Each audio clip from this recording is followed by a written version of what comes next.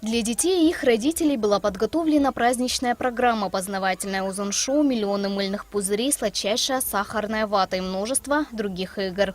Участники мероприятия не только веселились, но и проявляли сочувствие тяжелобольным детям. Желаем скорейшего выздоровления. Сегодня они вместе со своими одноклассниками, вместе со своими родителями пришли поддержать нашу акцию и помочь Аслане Джинджоле.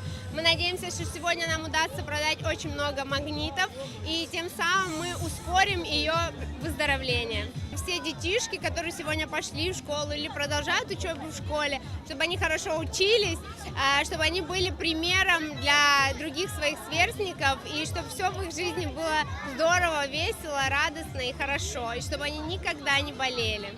Акцию посетила хрустальная девочка Аслана Джинджоля. В скором времени Аслану ждет поездка в Хорватию, где и будет сделана решающая операция.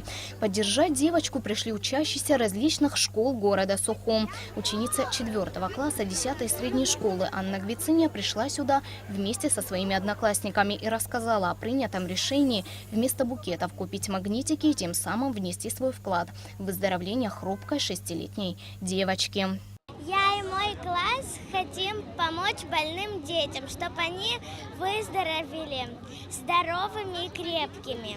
Поэтому мы купили этот магнит, чтобы помочь детям.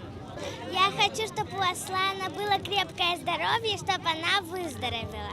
Выставленная на продажу коллекция магнитов, наполненная абхазским колоритом, была создана специально для данной акции художником-иллюстратором Астамуром Кывицине. Он признается, что тщательно выбирал рисунки. Для меня очень близка именно тема национальная, абхазская тема. В этих иллюстрациях отражается разный быт жизни абхазского народа. Что-то в юмористическом жанре, что-то в более серьезном жанре. Каждая иллюстрация, она сделана абсолютно в разной технике, в разной манере. И также эти иллюстрации, они создавались не первый год. Эта акция очень нужная, так как в первую очередь нужно поддерживать детей, особенно у кого есть сложности со здоровьем. Компания «Мобайл» и фонда «Машана» акция «Магнит милосердия» проводится уже 4-й год и каждый раз сопровождается яркой концертной программой. В этом году праздник наполнен песнями, танцами, веселыми аниматорами.